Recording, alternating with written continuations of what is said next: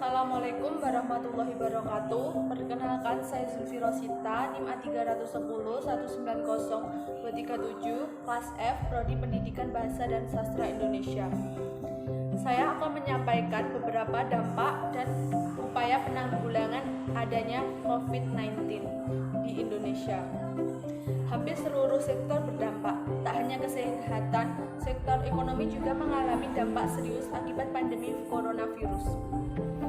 Pembatasan aktivitas masyarakat atau PSBB berpengaruh pada aktivitas bisnis yang kemudian berimbas pada perekonomian.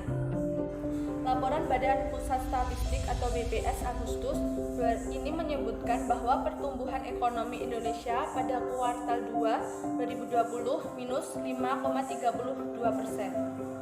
Sebelumnya, pada kuartal 1 2020, BPS melaporkan bahwa pertumbuhan ekonomi Indonesia hanya bertumbuh sebesar 2,97%. Turun dari pertumbuhan sebesar 5,2% pada periode yang sama 2019 lalu. Kinerja ekonomi yang melemah ini turut pula berdampak pada situasi ketenagakerjaan di Indonesia. Contohnya, dampak coronavirus ini adalah pengangguran meningkat. Terhambatnya aktivitas perekonomian secara otomatis membuat pelaku usaha melakukan efisiensi untuk menekankan kerugian. Akibatnya banyak para pekerja yang di PHK.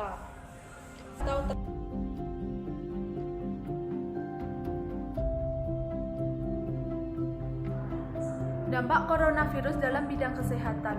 Yang pertama, dampak negatif. Banyaknya rumah sakit yang kewalahan. Banyaknya tenaga medis dan dokter yang mengalami kewalahan karena lonjakan pasien COVID-19. Dan pembatasan pengunjung juga dibatasi karena bisa beresiko tertular COVID-19. Dan ada juga asumsi masyarakat yang menyatakan bahwa rumah sakit kurang memberikan pelayanan yang baik. Yang kedua, banyak tenaga medis yang beresiko tertular. Tenaga kesehatan beresiko tertular tinggi COVID-19 jika tidak menggunakan APBD atau sesuai dengan tingkat perlindungan penanganan COVID-19. Dampak yang ketiga adalah banyaknya pasien non-COVID-19 yang takut datang ke rumah sakit. Pasien non-COVID-19 ikut merasa cemas dan takut. Misalnya pasien lanjut usia, pasien dengan penyakit kronik seperti pasien diabetes, mellitus, hipertensi, penyakit jantung, penyakit paru kronik, penyakit autoimun, pasien hemodialisis atau cuci darah, pasien kemoterapi yang memerlukan pengobatan rutin, jadi takut datang ke rumah sakit. Para pasien ini takut tertular COVID-19 di rumah sakit. Hal ini menyebabkan pasien kronik yang biasa kontrol rutin setiap bulan tidak datang ke rumah sakit untuk berobat. Di sisi lain, ada juga dampak negatif yang ditimbulkan dari adanya COVID-19 di bidang kesehatan. Yang pertama, masyarakat lebih peduli.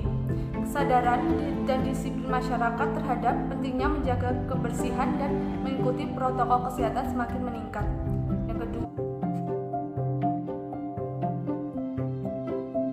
3. Dampak coronavirus dalam bidang pendidikan. Di bidang pendidikan juga berdampak sangat besar.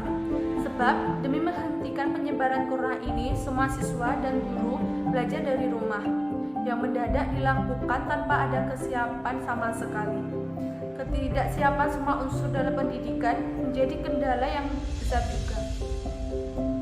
Adanya perubahan cara mengajar dari luring ke daring membutuhkan kesiapan dari unsur dimulai dari pemerintah, sekolah, guru, siswa, dan orang tua. Diakui memang pemerintah melonggarkan sistem penilaian pendidikan disesuaikan dengan keadaan darurat, asalkan pembelajaran tetap dapat berlangsung tanpa harus dibebani dengan pencapaian kompetensi.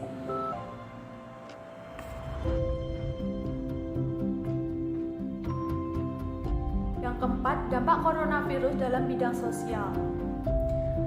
Ketakutan akan kematian merupakan konflik psikologis pada saat ini. pada dasar manusia dan sesuai dengan teori manajemen teror, ketakutan akan kematian yang tidak pasti datangnya membuat manusia melakukan berbagai hal untuk mempertahankan kehidupannya. Dan juga saat ini banyaknya terjadi kemiskinan, sehingga banyak orang akan melakukan hal-hal yang buruk seperti pencurian, penjamretan, dan pembegalan. Karena mereka akan melakukan segala hal dalam memperoleh kehidupan yang baik dan bisa dalam upaya penanggulangan pemerintah pusat melalui gugus tugas percepatan penanganan COVID-19 membuat beberapa strategi yang akan secara konsisten dilakukan untuk menguatkan kebijakan physical distancing sebagai strategi dasar demi mengatasi pandemi virus corona. Juru bicara gugus tugas percepatan penanggulangan COVID-19 mengungkapkan strategi pertama sebagai penguatan strategi dasar itu adalah dengan gerakan masker untuk semua yang mengampanyakan kewajiban memakai masker saat berada di ruang publik atau di luar ruangan. Strategi kedua adalah penelusuran kontak atau tracing dari kasus positif yang dirawat dengan menggunakan rapid test atau tes cepat.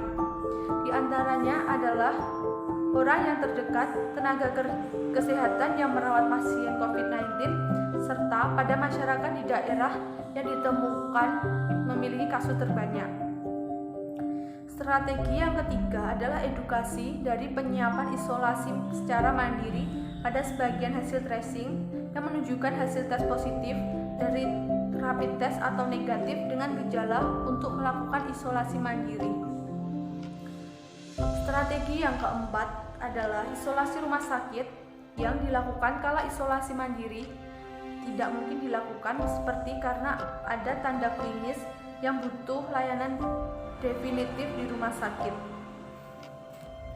Dan penanggulangan dalam bidang ekonomi, pemerintah juga menyalurkan beberapa bantuan kepada masyarakat kecil, masyarakat yang terkena PHK, atau masyarakat yang kurang mampu.